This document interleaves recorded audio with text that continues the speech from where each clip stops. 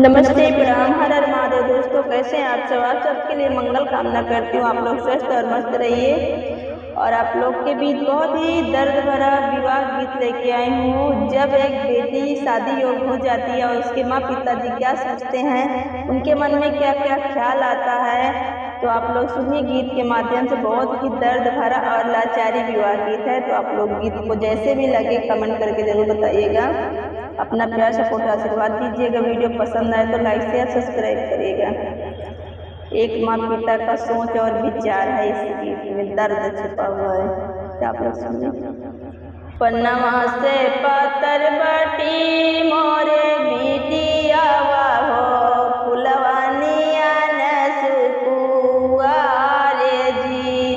पन्नवा से पातर बाटी मोरे बिटियावा हो, फुलवानिया नसकुआ रे जी।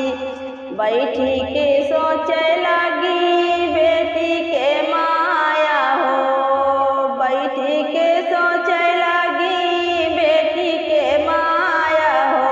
कैसे बेटी जइहे ससुराल जी, भर के सेनुर लाई के अइहे दुल्हरा माँ, बेटी का दिहै पहिराई जी। भर के सेनुर लाई के अइहे दुल्हरा माँ, बेटी का दिहै पहिराई जी।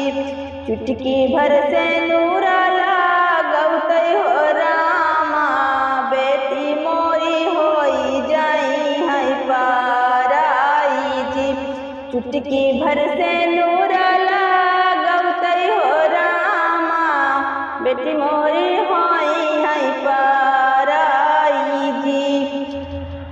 नामा बेटी हो कखिया में पालन, तन बहना सुना ले हाजारे जी। नामा बेटी हो कखिया में पालन, तन बहना सुना ले हाजारे जी। बड़े हो जतन से बेटी के हो पाले, मोरी बेटी जइहे ससुराल जी। बड़े हो जतन से हम बेटी के पाले हो, आज मोरी बेटी जइहे ससुराल जी। हरियरे हरे हरे बसवा के मड़वा छवाए हो, लग गए लाल वो हारे जी। हरे हरे बसवा के मड़वा छवाए हो, लग गए लाल वो हारे जी। गोदी बैठाई बाबा कराई कन्यादानवा हो, पाँव पूजाई कछे थारे जी। गोदी बैठाई बाबा कर कन्यादानवा हो, पाँव पूजाई कंचन थारे जी। दुआरे पे बैठल बापैया जे रोवाई, भैया जे रोवैया सारे जी। दुआरे पे बैठल बापैया जे रोवाई, भैया जे रोवैया सारे जी। अंगना में बैठल मैया जे रोवाई, सुन होई गया गाना दुआरे जी। अंगना में बैठल मैया जे रोवई हो, सुन होई गया गाना दुआरे जी।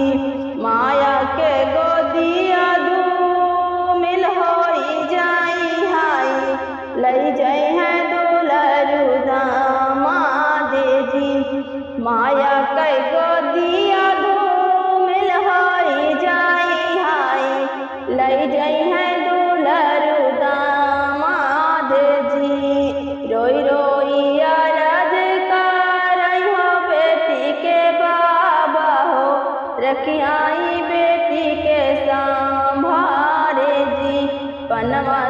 पातर बाटी